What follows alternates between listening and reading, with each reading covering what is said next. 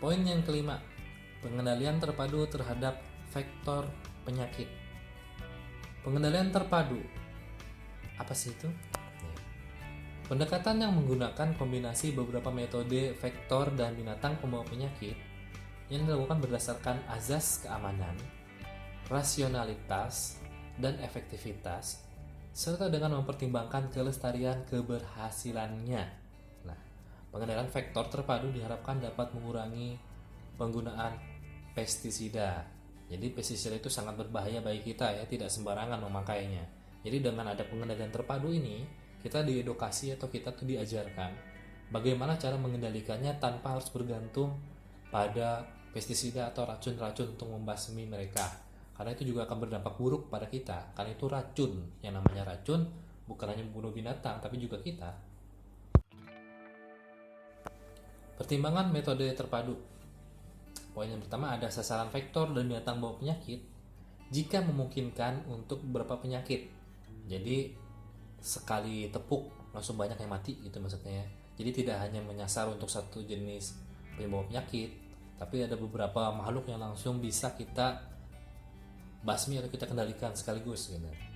Berikutnya ada teknologi tepat guna, efektivitas dan efisiensinya, peluang kerja, integrasi atau keterpaduannya. Nah, langsung kita masuk ya. Penerapan metode terpadu. Yang pertama itu ada biofisika. Misalnya dengan cara melepaskan predator atau pemangsa atau pemasangan perangkap. Ya.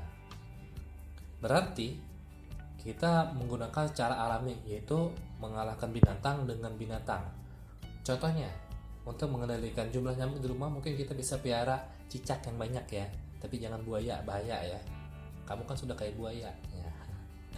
Oke. Nah, contoh lainnya yang biasa dipakai petani di sawah untuk mengendalikan tikus, hama-hama pemakan padi dan sayur-sayuran, mereka melepaskan beberapa jenis ular yang tidak berbahaya bagi manusia, tapi cukup berbahaya atau bisa memakan si tikus-tikus gitu ya. Jadi predator seperti ular itu dapat membasmi tikus. Berikutnya kita masuk metode biokimiawi. Misalnya, dengan cara melepaskan predator dan menggunakan pestisida. Berarti ini sudah ada predatornya pakai pestisida lagi. Gabungan ya antara biologi tadi dengan menggunakan kimiawi. Nah, contohnya gabungan dari menggunakan ular tadi ya, lalu ditambah dengan racun tikus. Tapi agak berbahaya ya dengan metode ini. Kenapa? Racun tikus itu mungkin bisa menyerang balik ke arah manusia. Dengan gimana? Mungkin tercampur dengan hasil panen, atau mungkin tikus yang sudah memakan racun tersebut mati di sekitar padi atau di sekitar sayuran. Nah, lalu setelah berapa lama kan membusuk, kita nggak tahu ada tikus di situ tuh yang udah makan racun. Nah, kandungan racun itu bisa masuk dalam tubuh kita dari hasil panen. Itu makanya berbahaya ya, kita harus kurangi pestisida. Berikutnya ada dengan cara bioenviro. Misalnya dengan melepaskan predator dan melakukan rekayasa lingkungan.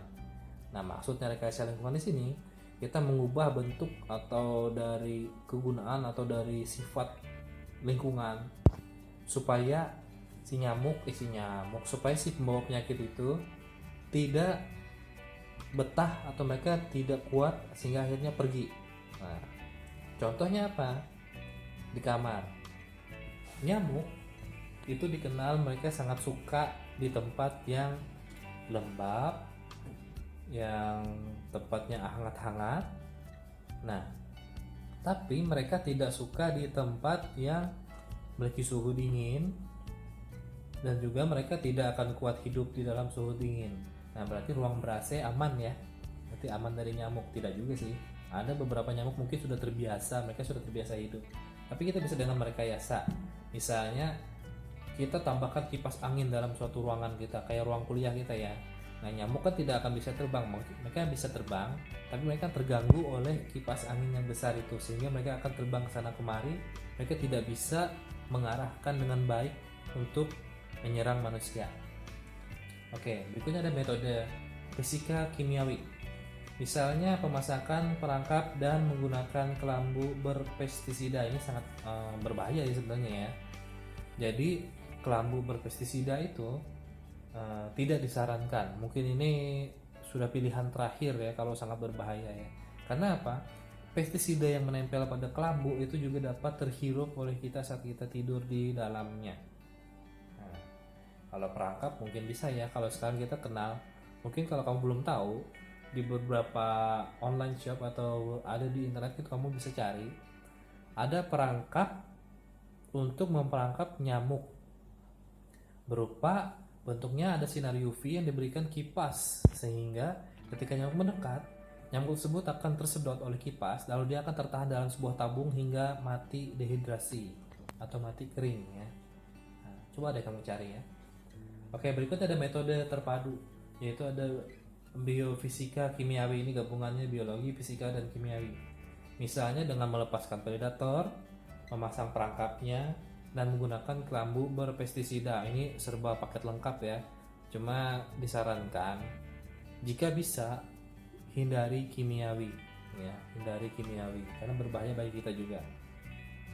Oke, lalu ada metode terpadu lagi yaitu bioenvirofisika kimiawi. Ini gabungan dari semuanya, yaitu melepaskan predator, merekayasa lingkungannya, memasakkan perangkap, lalu pakai pestisida lagi. Ini protektifnya super ya, sangat luar biasa. Ya, jadi kalau kita uraikan ya, cara-cara tadi itu semuanya itu seperti gabungan-gabungan ya. Tapi kalau satu persatu, yang pertama itu ada biologi. Nah, biologi itu pakai predator tadi ya. Lalu ada fisika. Fisika itu pasang perangkap. Nah, kalau kimia itu pakai racun, jenis pestisida, macam-macam ya. Lalu ada enviro itu dengan cara merekayasa lingkungannya supaya mereka tidak betah atau mereka pergi dari lingkungan kita. Nah, oke, sampai sini sudah paham ya. Nah, langkah-langkah pengendalian terpadu. Yang pertama itu tentukan semua jenis pengendalian. Nah, tentukan apa pengendaliannya?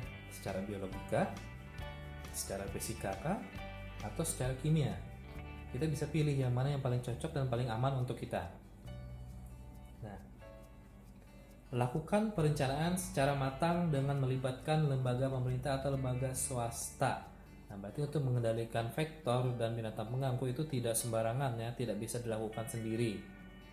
Dalam pelaksanaannya kita harus melibatkan lembaga-lembaga yang paham betul dan memiliki lisensi atau memiliki izin untuk melakukan pengendalian. Nah, seringkali kita temukan di masyarakat kita itu masyarakatnya menagih, mana fogging, mana pengasapan, kok tidak dilakukan. Semua itu akan dilakukan tapi dengan pertimbangan yang matang ya.